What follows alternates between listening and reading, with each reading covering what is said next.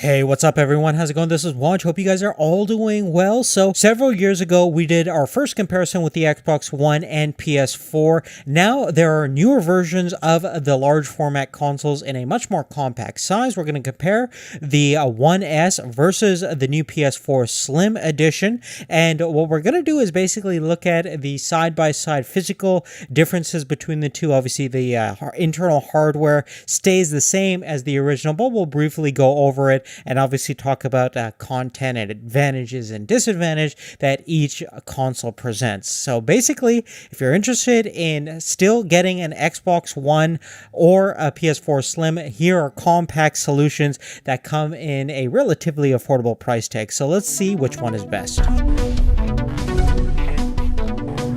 Now, physically speaking, the Xbox One S is a drastic reduction in terms of size compared to the original Xbox One. It's actually 40% smaller, but it's still not as compact as the new PS4. So here's a side-by-side size comparison. Both consoles come with an integrated power supply unit, so you don't have to worry about dealing with a large power supply brick like the original Xbox One, which is awesome. And internally, they are basically the same as the original next-generation consoles. They both feature an 8-core AMD Jaguar base, a CPU, as well as AMD based CPUs. Technically, the PS4 Slim has a little bit higher GPU throughput of 1.8 teraflops versus 1.4 teraflops. But in most cases, games are going to look very similar on both platforms. It's really up to the developer to take advantage of whatever the hardware has to offer. Now, in terms of overall storage options, you can get the PS4 Slim in either the 500 gigabyte model or the 1 terabyte model. The One S also comes in a couple of different configurations, up to 2 terabytes of internal memory. Now, the really cool thing is, just like the original PS4, you can upgrade the internal memory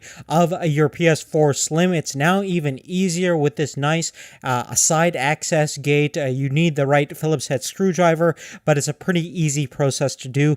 Perhaps we'll even do a tutorial about upgrading the hard drive to like a 2 terabyte SSD or something to get faster and more games onto your PS4. So check out the description down below for that video. Now, in terms of ports and connectivity, on the PS4, you have two front-facing USB 3.0 connections to hook up controllers and other devices. At the back, you have connections for gigabit Ethernet, a HDMI 1.4a connection, as well as a auxiliary connection for the PlayStation camera. Unfortunately, what's missing over here is the optical audio connections. For all you hardcore audiophiles out there, that's going to be one thing that's going to be lacking in this new system, sadly. Now, connectivity is where the new Xbox One really strives in.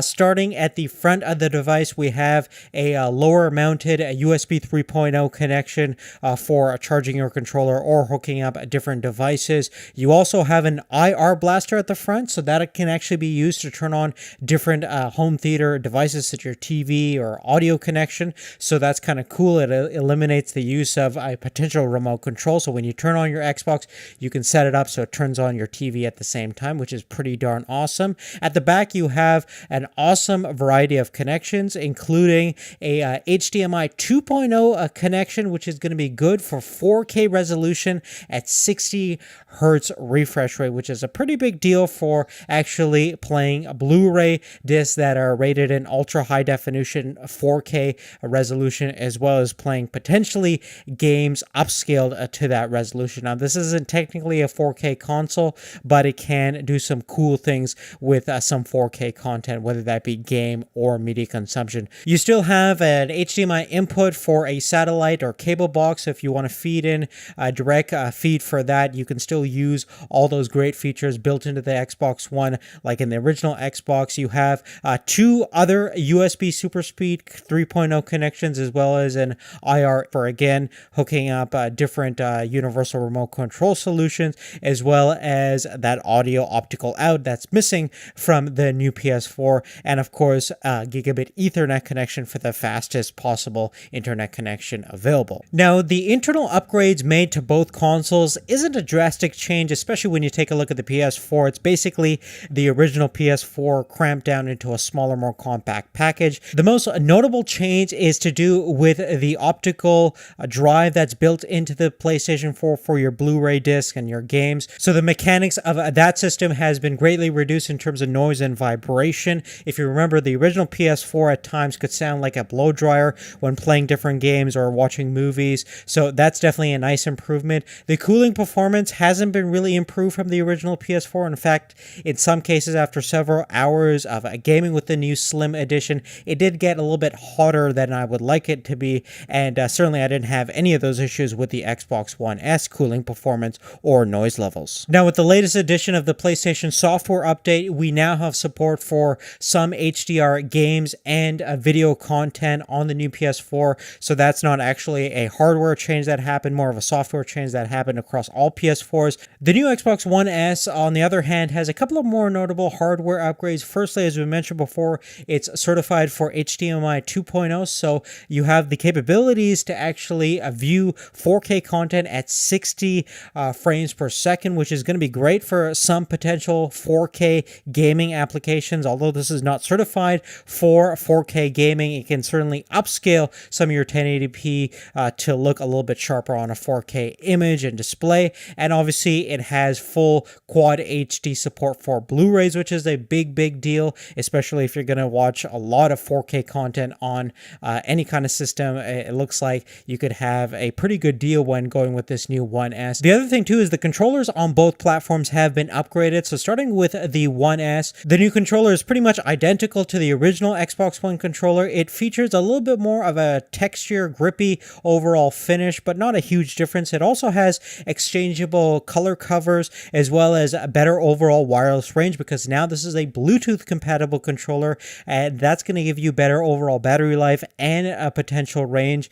And with that Bluetooth feature, you're going to have full support for PC connectivity as well, so you can actually game with this controller directly with your PC without potentially any adapters, which is awesome. On the other hand, the new PS4 controller features an LED strip light just above the touchpad, which is a nice little addition. And when you have the controller plugged into your console, it can actually transfer the signal data back and forth, unlike the previous controller, which was just charging the battery and was still connected using the wireless system. So now with this wired data connection, you could potentially have less input lag and better overall latency, which could be a huge advantage for competitive gamers. Now, if we were to make a hardware summary between these two consoles, I would have to say that the One S certainly brings a little bit more to the table with this new upgrade compared to the PS4 Slim, which pretty much from a hardware standpoint isn't really changing anything from the original PS4. So in most cases, if you're in the market for one, if you could find the original PS4 for cheaper,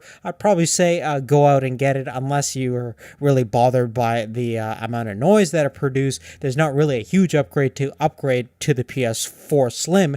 Now, on the other hand, the Xbox One S is definitely a nice upgrade from the original Xbox One. Firstly, that thing was huge. It had a separate power supply that you had to deal with. With this one, you have none of those issues and all of the media advantages, including the full 4K Blu-ray compatibility, which makes it one of the most cheapest 4K Blu-ray players out there. So for all you audiophiles and videophiles out there, this is definitely an excellent home theater, all-encompassing solution, not to mention all the great Windows 10 integrations. So from a media standpoint, the Xbox One S is definitely a no-brainer. Technically, I still think that the PS4 is a little bit stronger when it comes to the overall gaming experience and content, but that's always going to be subjective depending upon exclusive titles and what type of games you prefer to play on each exclusive platforms. But besides that, that's really it. If you have any specific questions, let me know in the comment section down below. Obviously, we're on the cusp of the new generation of consoles, and it's going to be a little different. They're going to have minor improvements with the new PS4 Pro and whatever Microsoft has to bring. So that's going to be later down the year, and obviously we're going to have a follow-up comparison for that. So definitely stay tuned for all that stuff. Thank you so much for watching. Thanks for your support, and we'll see you later. Take care.